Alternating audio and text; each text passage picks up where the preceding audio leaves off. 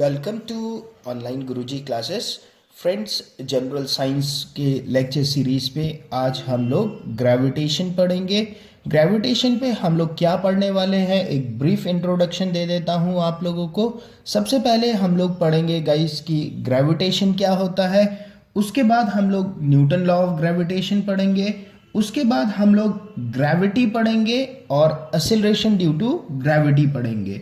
उसके बाद हम लोग देखेंगे गाइस कि ग्रेविटी पे कैसे, मतलब अर्थ के शेप के कारण, अर्थ के रोटेशन के कारण, अगर हम लोग अर्थ से ऊपर जाते हैं तो ग्रेविटी पे क्या होता है, जी कैसे चेंज होता है, नीचे आते हैं अर्थ की तरफ तो जी कैसे चेंज होता है, ये सारे कंसेप्ट पढ़ेंगे गाइस। उसके बाद हम लोग लिफ्ट के अंदर एपरेंट वेट का कंसेप्ट पढ़ेंगे गाइस। उसके बाद हम लोग देखेंगे कि सैटेलाइट किसे बोलते हैं, ऑर्बिटल वेलोसिटी क्या होता है। उसके बाद फ्रेंड्स हम लोग देखेंगे एस्केप वेलोसिटी और जियोस्टेशनरी सैटेलाइट। और फाइनली हम लोग देखेंगे Kepler's law of planetary motions. तो आज के इस लेक्चर पे हम ये सारा चीज पढ़ने वाले हैं गाइस। लेक्चर अगर स्टार्ट कर लिया है तो आप लोग शुरू से लेकर एंड तक इस लेक्चर को पक्का से देखिए। आप लोगों के ग्रेविटेशन को लेकर सारे कंसेप्ट क्रिस्टल क्लियर होने वाले हैं और एग्जाम्स पे अगर ग्रेविटी से कोई भी क्वेश्चन आता है ग्रेविटेशन से तो आप लोग उसे इजीली सॉल्व कर लेंगे। चलिए फ्रेंड्स, लेक्चर स्टार्ट करते हैं और देखते हैं क्या क्या इस लेक्चर पे इंटरेस्टिंग फैक्ट पढ़ने के लिए है। ओके स्टूडेंट, चलिए सबसे पहले तो मैं डिफाइन कर लेता हूं कि ग्रेविटेशन होता क्या है। ठीक है, ग्रेविटेशन को हम लोग डिफाइन कैसे करते हैं। तो गाइस, ग्रेविटेशन की अगर मैं बात करूं,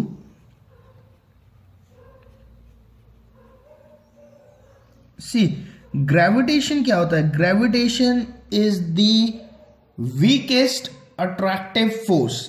ठीक है, एक दो टर्म याद रखना। It is the weakest force, weakest, और दूसरा अट्रैक्टिव। अट्रैक्टिव इन नेचर होता है, रिपल्सिव नहीं, अट्रैक्टिव इन नेचर होता है। तो क्वेश्चंस आप लोगों से पूछा जाता है, ग्रेविटेशन इज अ, नीचे ऑप्शन दिया जाएगा, attractive force, repulsive force, none of these, और भी कुछ ऑप्शन दे सकता है। क्लियर? तो आप लोगों को पता होना चाहिए कि क्या है। Gravitation is the weakest attractive force with which everybody attract toward each other. Clear?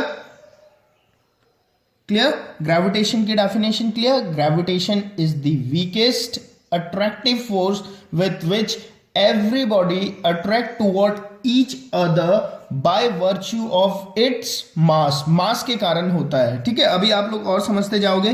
Clear? तो ग्रेविटेशन को समझाने के लिए न्यूटन लॉ ऑफ ग्रेविटेशन आया guys. Newton law of gravitation क्या होता है मैं आप लोगों को बताता हूं। ठीक है, ग्रेविटेशन को समझाने के लिए न्यूटन ने एक लॉ दिया जिसे हम लोग बोलते हैं न्यूटन्स लॉ ऑफ ग्रेविटेशन। आप लोग लिखते रहना साथ ही साथ, ठीक है, ताकि आप लोगों के नोट्स बनते जाए। Clear? Okay, Newton's law of gravitation ने क्या बोला। फ्रेंड्स, सपोज हमारे पास एक ये है बॉडी है, इसका मास है m1, और दूसरा बॉडी है हमारे पास, इसका मास है m2। क्लियर? तो न्यूटन्स लॉ ऑफ ग्रेविटेशन ने बोला कि जो इन दोनों बॉडी के बीच में, ठीक है, इन दोनों बॉडी के बीच में जो ग्रेविटेशनल फोर्स होगा, that force is directly proportional to product of masses. मतलब इन दोनों के मासेस के प्रोडक्ट के बराबर होगा, मतलब m1 इंटू m2। और क्या होगा, inversely proportional to square the distance between them. Suppose इसके बीच में डिस्टेंस है r, इन दो बॉडी के बीच के डिस्टेंस है r। तो उसने बोला जो ग्रेविटेशनल फोर्स है, जो F है, वो डायरेक्टली प्रोपोर्शनल है प्रोडक्ट ऑफ मासेस, मतलब m1 इंटू m2, और इनवर्सली प्रोपोर्शनल है square the distance between them. Inversely को कैसे लिखते हैं, 1/। क्लियर? ये उसने बोला, न्यूटन्स लॉ ऑफ ग्रेविटेशन ने बोला। तो इसे मैं इक्वेशन 1 मान लेता हूं, इसे मैं इक्वेशन 2 मान लेता हूं। क्लियर? अगर मैं इक्वेशन 1 और इक्वेशन 2 को एक साथ क्लब कर लेता हूं तो मेरे पास आता है F is directly proportional to m1 m2 over r square. Clear guys? ठीक है, यही आएगा। अब मैं डायरेक्टली प्रोपोर्शनल के साइन को हटा देता हूं तो मेरे पास क्या आ जाएगा, F is equal to G, capital G m1 m2 upon r square. Clear? ये है आप लोगों का जो न्यूटन्स लॉ ऑफ ग्रेविटेशन ने बोला कि जो फोर्स है वो डायरेक्टली प्रोपोर्शनल है प्रोडक्ट ऑफ मासेस के, एंड इनवर्सली प्रोपोर्शनल है square the distance between them. इस पे जो ये कैपिटल जी दिख रहा है ना फ्रेंड्स आप लोगों को, ये इसे हम लोग बोलते हैं ग्रेविटेशनल कांस्टेंट। ये जो कैपिटल जी है ये आप लोगों का है ग्रेविटेशनल कांस्टेंट, ग्रेविटेशनल कांस्टेंट। ठीक है, ये जो जी है this is your gravitational constant. Clear? अब एग्जाम में क्या है, एग्जाम में कभी कभी इस जी की वैल्यू पूछ ली जाती है कि जो ग्रेविटेशनल कांस्टेंट है गाइस इसकी वैल्यू क्या है।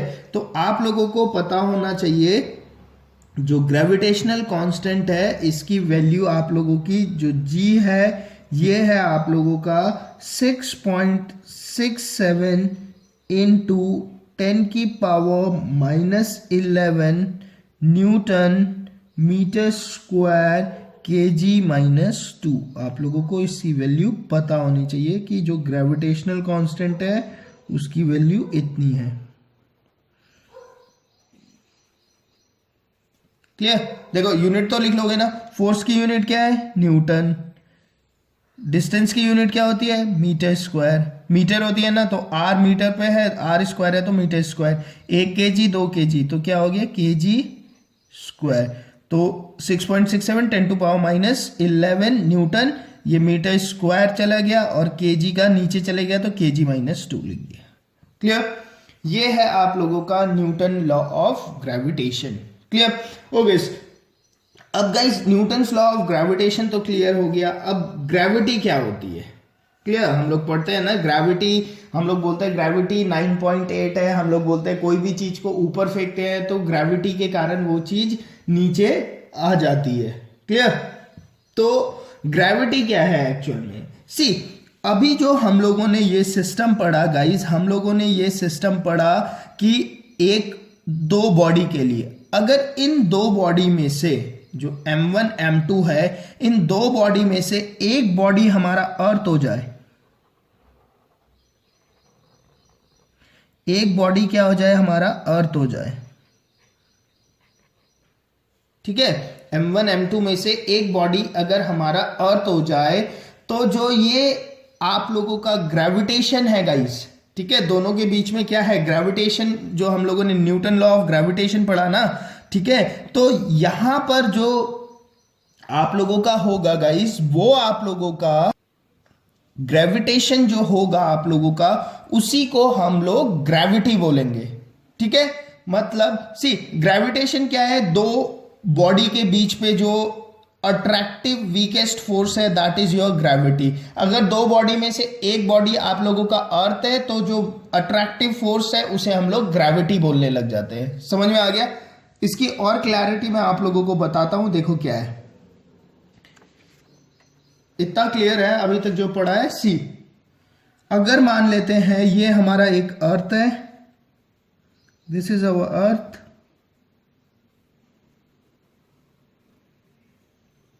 ठीक है, ये हमारा अर्थ है, और गाइस इसके ऊपर सपोज करो ये एक मास है m, ठीक है, ये आप लोगों का m कैपिटल M है और ये m है स्मॉल m है, ठीक है, और ये आप लोगों का r हो गया, radius of earth. Clear?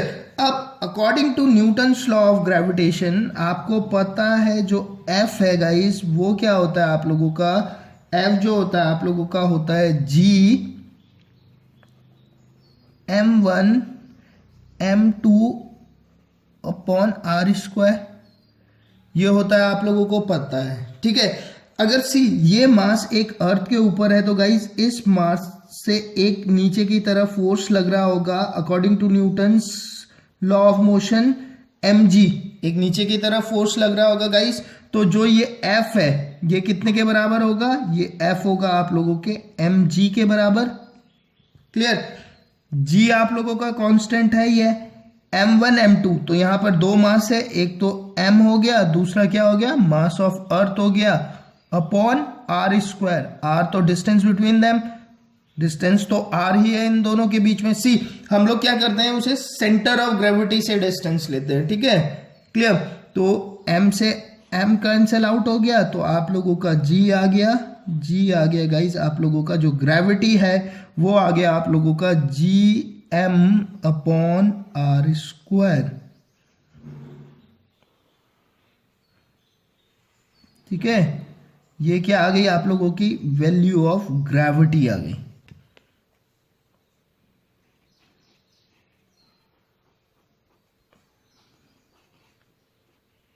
Clear, ये क्या आ गई आप लोगों की ग्रेविटी डिफाइन हो गई कि G इज इक्वल टू क्या होता है आप लोगों का gm अपॉन r स्क्वायर, ठीक है।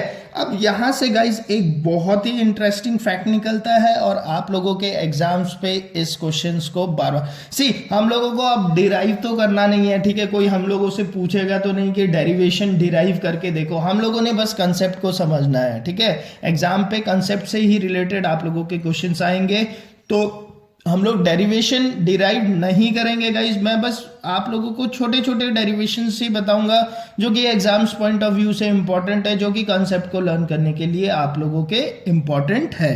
Clear, okay. तो अगर आप लोग यहां से देखोगे एक बहुत ही इंपॉर्टेंट फैक्ट निकल के आया कि जो ग्रेविटी है वो क्या है, g ये तो ग्रेविटेशनल कांस्टेंट है, m ये मास ऑफ अर्थ है, अपॉन r स्क्वायर। इसका मतलब जो ग्रेविटी है वो डिपेंड नहीं करती मास ऑफ बॉडी पे। क्लियर, m वाला फैक्टर तो कैंसिल आउट हो गया ना, मास ऑफ बॉडी तो कैंसिल आउट हो गया, आप लोग देख रहे होंगे m यहां पर था, m यहां पर था, mass of body cancel out हो गया। इसका मतलब आप लोगों को पता होना चाहिए कि ग्रेविटी क्या है, मास ऑफ बॉडी पे डिपेंड नहीं करती है। ये बात नोट डाल के लिख लेना, देख लो फॉर्मूले पे मास ऑफ बॉडी नहीं है, ग्रेविटेशनल कांस्टेंट है, मास ऑफ अर्थ है, मास ऑफ बॉडी नहीं है, ठीक है। मास ऑफ अर्थ है, मास ऑफ अर्थ तो कांस्टेंट रहने वाला है, अपॉन r स्क्वायर है। क्लियर, इसका मतलब आप लोगों का ग्रेविटी क्या है गाइस, मास ऑफ बॉडी पे डिपेंड नहीं करती है, ये बात आप लोग लिख लेना। क्लियर, तो एग्जाम पे क्वेश्चन आता है कि गाइस एक हम लोगों ने से 5 kg का एक आयरन, ठीक है, 5 kg का एक आयरन लिया और एक रुई की गट्ठर ले ली, ठीक है, रुई ले लिया से 5 ग्राम का।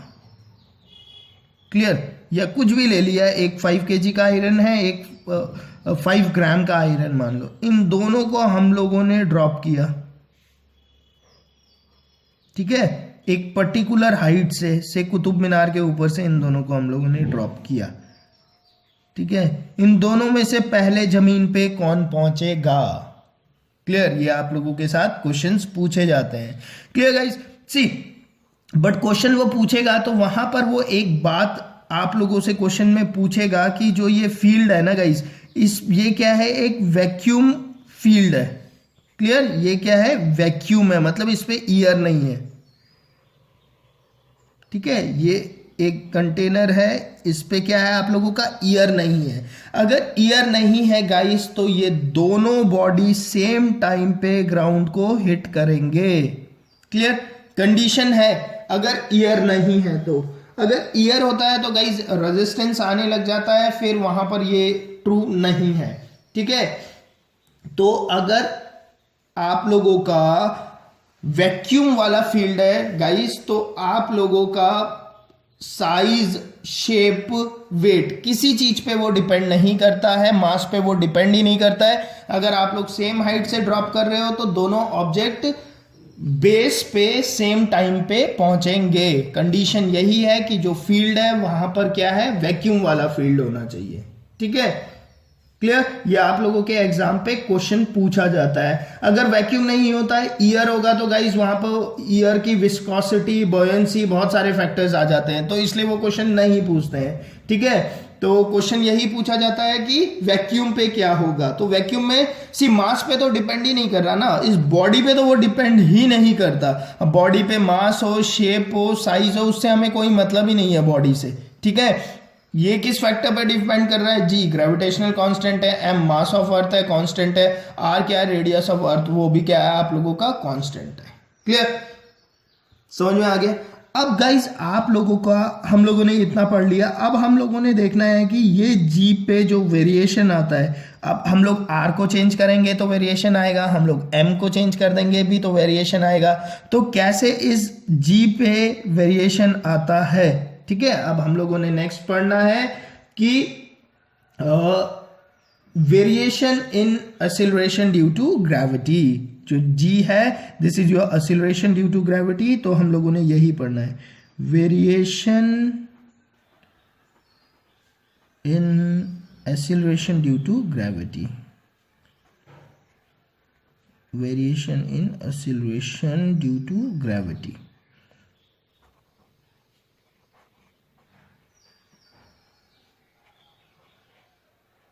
Clear, variation in acceleration due to gravity.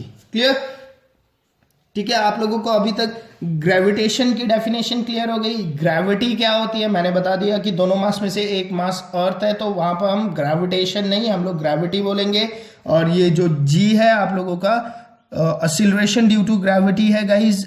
ठीक है, अब हम इस जी पे वेरिएशन देखेंगे कि कैसे ये जी वेरी करता है। सी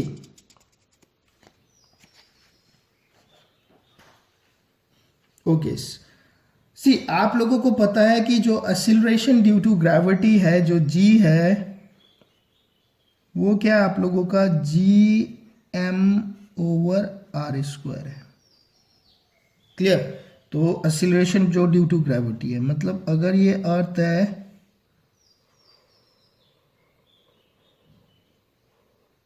ठीक है, और एक बॉडी इसके ऊपर है, क्लियर, तो G is equal to G M upon R square होगा। गाइस क्या होता है, अब अलग अलग केस हम लोगों ने पढ़ने हैं वेरिएशन में। सबसे पहले हम लोगों ने देखना है कि variation acceleration due to gravity में क्या वेरिएशन आता है जब हम लोग ऊपर की तरफ जाते हैं, ठीक है, व्हेन वी मूव अपवर्ड और व्हेन वी मूव डाउनवर्ड। तो एक्सीलरेशन ड्यू टू ग्रेविटी में क्या क्या चेंजेस आते है। क्लियर, तो आप लोगों को मैं एक बात बता दूं, सी आप सभी लोगों को वैसे पता होगा कि acceleration due to gravity at the centre of the earth क्या होता है, जीरो होता है। ये बात ध्यान रखना। Clear, acceleration due to gravity on the surface of earth, on the surface of earth क्या होता है, मैक्सिमम होता है। ठीक है, और जैसे जैसे हम अर्थ से जाते रहते हैं गाइज, ये डिक्रीज होता रहता है। मतलब ये अर्थ है, सी सिंपल है, आप लोग आराम से याद रख लोगे।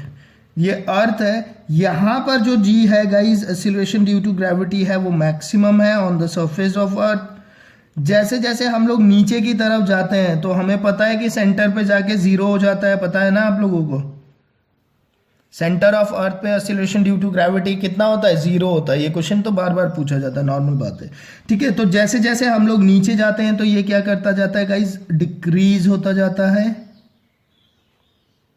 ठीक है, यहां पर मैक्सिमम है, और जैसे जैसे हम लोग ऊपर जाते रहते हैं गाइज, ये ऊपर जाते हुए भी डिक्रीज होता जाता है acceleration due to gravity. Clear, और जीरो कब होता है, ऊपर जाते हुए, एट इंफिनिटी पे जाके जीरो होता है। ठीक है, इंफिनिटी पे जीरो होता है।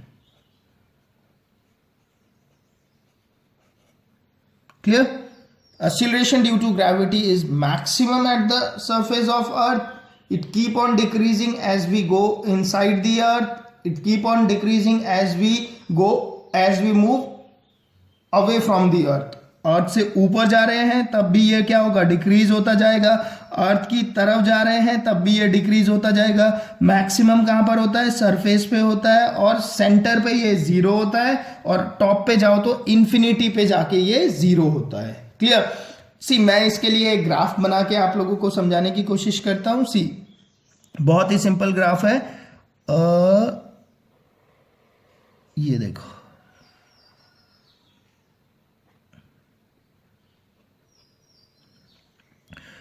सपोज करो ये वाला जो एक्सिस है ये आप लोगों का जी है, और ये आप लोगों का आर है, रेडियस ऑफ अर्थ। ठीक है, यहां this is your radius of earth.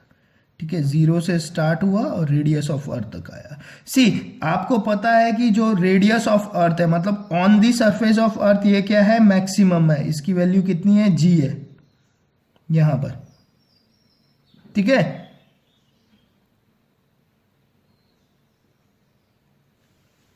Clear? तो वेरिएशन कैसे होता है गाइस? सी ये आप लोगों का आर है। क्लियर?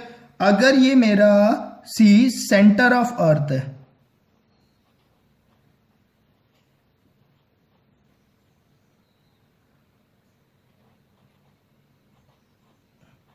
दिस इज आर, तो जैसे जैसे मैं सेंटर ऑफ अर्थ पे, तो आप लोगों को पता है जीरो होता है। क्लियर? Centre of earth. ठीक है, तो सी आप लोगों को पता है कि जो सेंटर ऑफ अर्थ है उस पे क्या होता है गाइज, आप लोगों का ग्रेविटी क्या होता है, जीरो होता है। ये देखो, सेंटर ऑफ अर्थ पे आप लोगों का ग्रेविटी जीरो होता है, और जैसे जैसे सेंटर ऑफ अर्थ से मैं अर्थ के सरफेस पे आ रहा हूं, वैसे वैसे ये क्या हो रहा है, इंक्रीज हो रहा है। अर्थ के सरफेस पे मैं पहुंच गया, दिस इज अर्थ के सरफेस में पहुंच गया, तो यहां पर जी की वैल्यू मैक्सिमम होगी। उसके बाद जैसे जैसे मैं अर्थ ऑफ सरफेस से ऊपर की तरफ जा रहा हूं, तो गाइस दोबारा से ये क्या करने लग जाती है, डिक्रीज करने लग जाती है। क्लियर? तो ये कुछ ऐसा ग्राफ होता है। क्लियर? क्लियर? देखो, यहां से मैंने स्टार्ट किया, eight the centre of the अर्थ ये जीरो था। ठीक है, जैसे जैसे सेंटर ऑफ अर्थ से मैं ऑन दी सरफेस ऑफ अर्थ गया, यहां से मैं यहां जाने लग गया, तो ग्रेविटी बढ़ने लग गई। यहां से यहां मैं गया, अर्थ के सरफेस पे ग्रेविटी मैक्सिमम रही। उसके बाद जैसे मैं ऊपर जाने लग गया, तो ग्रेविटी दोबारा से गिरने लग गई। क्लियर हो गया? तो ये वाला जो मूवमेंट था, ये मैंने पूरा आप लोगों को ग्राफ में बता दिया। क्लियर?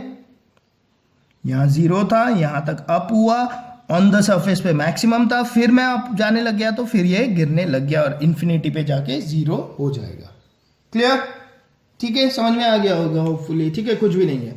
ओके, सेकंड क्या करता है गाइस, अब due to shape of earth. अब शेप ऑफ अर्थ के कारण क्या होता है गाइस? सी आप लोगों को पता है जो जी है, ये हो गया, ये वाला केस समझ में हो गया है ना। फर्स्ट केस ये था, फर्स्ट केस। सेकंड केस देखते हैं गाइस, यहां पर देख लेते हैं। Second case due to shape of earth. अब शेप ऑफ अर्थ के कारण क्या होता है गाइस, जो जी होता है वो आप लोगों को पता है GM अपॉन R स्क्वायर होता है। क्लियर? और आप लोगों को ये भी पता है कि जो अर्थ का शेप है गाइस, वो क्या है, परफेक्टली क्या है, राउंड नहीं है। क्लियर? अगर आप लोग देखोगे, सी सिंपल तरीका है। ठीक है,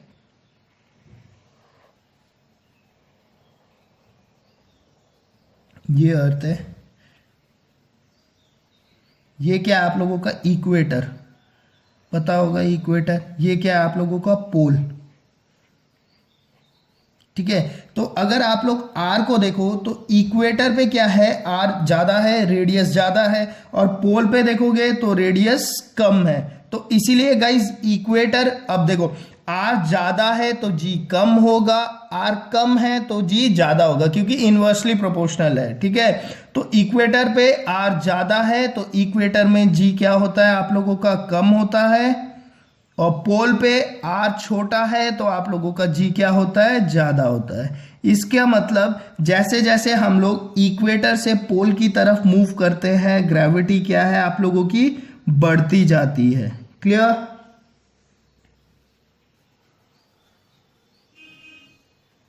ठीक है, तो ग्रेविटी मैक्सिमम कहां पर है गाइस, ग्रेविटी मैक्सिमम है पोल पे और मिनिमम कहां है, इक्वेटर में। कंसेप्ट क्लियर हो गया? ठीक है, सिर्फ आप लोगों ने याद रखना है, ठीक है, डेरिवेशन वेरिएशन कुछ नहीं, आप लोगों को इतना पता होना चाहिए। ये कंसेप्ट क्लियर हो गया ना? इक्वेटर पे आर बड़ा हो गया, आर बड़ा होने के कारण क्या हुआ, जी कम हो गया।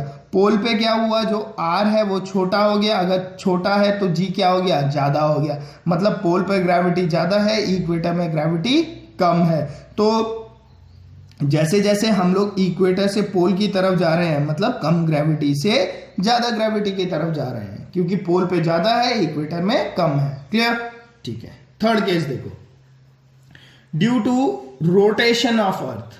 अब अर्थ गाइज अपने जगह पे आप लोगों को पता है रोटेट भी कर रहा है, उसके कारण क्या क्या चेंजेस आते हैं अब वो हम लोग यहां पर देखते हैं। ठीक है, due to rotation of earth around its axis, see यहीं पे बता देता हूं, केस थर्ड।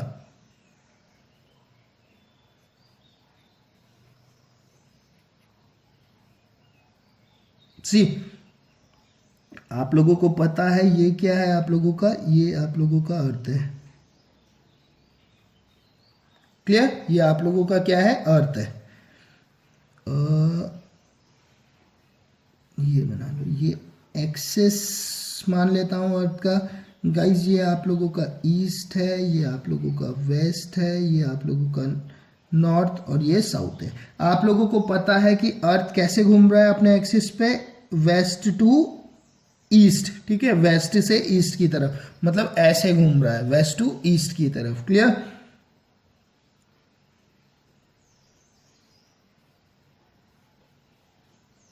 इसी को मैं क्या मान लेता हूं, डब्ल्यू मान लेता हूं।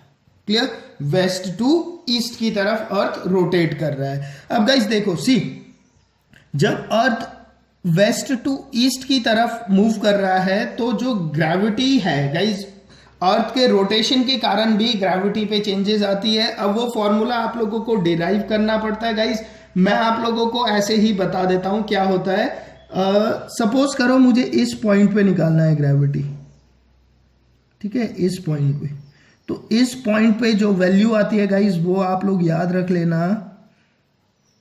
इस पॉइंट पे जो जी डैश होता है that is equal to g minus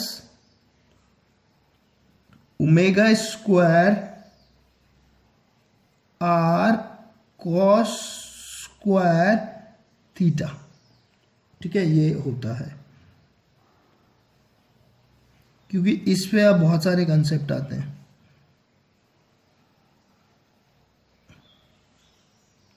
clear? Clear? ठीक है, और थीटा क्या है आप लोगों का, ये दिस एंगल, जो ये एंगल बन रहा है ना, दिस इज थीटा। क्लियर? अच्छा, अब यहां से देखो, अगर क्या क्या यहां से आप लोगों से क्वेश्चंस पूछ सकता है, मैं सारे क्वेश्चंस आप लोगों के साथ डिस्कस कर लेता हूं गाइस। सी क्या होगा, अगर वो पूछ ले कि भाई एट पोल, पोल यहां पर है, ठीक है, एट पोल पे क्या होगा गाइस, अगर आप लोग देखोगे जो थीटा है, कॉस ऑफ थीटा, अगर आप लोगों को पता है कॉस ऑफ थीटा, तो कॉस ऑफ 0 डिग्री कितना होता है गाइस, कॉस 0 होता है आप लोगों का 1, और कॉस 90 कितना होता है गाइस, कॉस 90 होता है आप लोगों का 0। मतलब 1 से 0 से 1 से लेकर 0 तक, मतलब डिक्रीज कर रहा होता है जैसे जैसे एंगल इंक्रीज करता है। ठीक है, तो जैसे जैसे ये एंगल इंक्रीज करेगा तो कॉस क्या होगा आप लोगों का, डिक्रीज होता जाएगा। तो देखो पोल पे क्या होगा आप लोगों का, सीधा पोल है, पोल पे ये थीटा कितना होगा, 90 डिग्री होगा ना, तो थीटा 90 डिग्री होगा, तो आप लोगों का थीटा अगर 90 डिग्री है तो ये पूरा वाला टर्म क्या है, 0 हो जाएगा, तो जी डैश इज इक्वल टू जी हो जाएगा, मतलब कुछ भी टर्म उसमें से नेगेटिव नहीं होगा। क्लियर? और इक्वेटर में क्या होगा, सी पोल पे क्या होगा, देखते जाओ यहां से क्या क्या क्वेश्चन पूछ सकते हैं। पोल पे क्या होगा, पोल पे होगा गाइज आप लोगों का जी डैश इज इक्वल टू जी। क्यों? क्योंकि थीटा इज इक्वल टू क्या होगा, 90 डिग्री होगा, और थीटा 90 क्या होता है, जीरो होता है। मैंने यहां पर जीरो डाल दिया तो जी डैश इज इक्वल टू जी आ जाएगा, क्योंकि ये पूरा टर्म क्या हो जाएगा, जीरो हो जाएगा। क्लियर? ओके, अगर theta is equal to 0 degree है, ठीक है, 90 डिग्री ना होके theta is equal to 0 degree, मतलब ये वाली लाइन, मतलब इक्वेटर की बात कर रहा हूं। तो इक्वेटर में क्या हो जाएगा गाइज आप लोगों का, ये कॉस स्क्वायर थीटा क्या हो जाएगा, 1 हो जाएगा। तो जी डैश क्या हो जाएगा आप लोगों का इक्वेटर पे, एक सेकेंड, इक्वेटर पे क्या हो जाएगा आप लोगों का, जो जी डैश होगा वो क्या हो जाएगा आप लोगों का, जी माइनस ओमेगा स्क्वायर आर। ठीक है, और ये वाला फैक्टर क्या हो जाएगा, ये वाला फैक्टर आप लोगों का 1 हो जाएगा। क्यों? क्योंकि theta is equal to 0 degree at equator. अब दोनों में से कौन बड़ा है? ऑब्वियस है, पोल पे ग्रेविटी ज्यादा होती है, यहां से भी मैंने आप लोगों को बताया था। क्लियर? तो पोल पे ज्यादा है और आप लोगों के इक्वेटर पे कम है। क्लियर? अच्छा, एक नया कंसेप्ट ओमेगा क्या है गाइस, यहां पर ओमेगा है आप लोगों का जो अर्थ की घूमने की स्पीड है।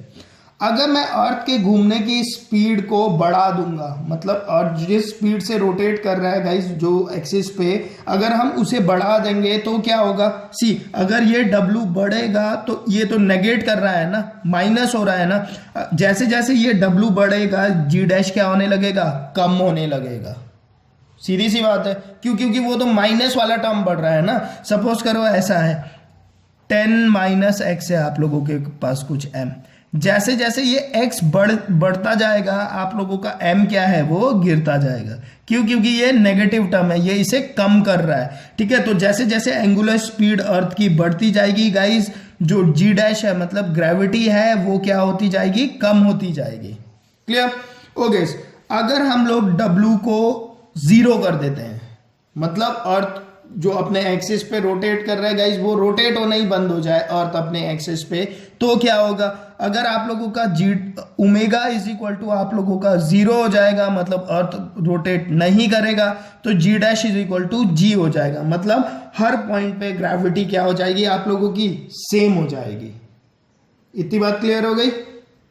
ठीक है, तो ये सब आप लोगों का जो वेरिएशन ऑफ ग्रेविटी है गाइस, उसमें से आप लोगों के ये क्वेश्चंस आने की प्रोबेबिलिटी होती है। अगर आप लोगों को ये चीज समझ में आ गया तो आप लोग वेरिएशन ऑफ ग्रेविटी से अगर कोई क्वेश्चन आता है एग्जाम पे तो आप लोग उसे इजीली सॉल्व कर सकते हो। क्लियर? ओके गाइस, आज के लेक्चर पे हम लोग ग्रेविटी पे इतना ही डिस्कस करेंगे। इसके नेक्स्ट लेक्चर पे हम लोग डिस्कस करेंगे एपरेंट वेट इनसाइड लिफ्ट, और देखेंगे ऑर्बिटल वेलोसिटी का कंसेप्ट, सैटेलाइट पे, पोलर सैटेलाइट और जियो स्टेशनरी सैटेलाइट्स पे क्या डिफरेंस होता है, एस्केप वेलोसिटी क्या होती है, और Kepler's law of planetary motions जो कैप्लर्स ने लॉ दिया है अपने फर्स्ट, सेकंड और थर्ड, उन तीनों लॉ को भी पढ़ेंगे।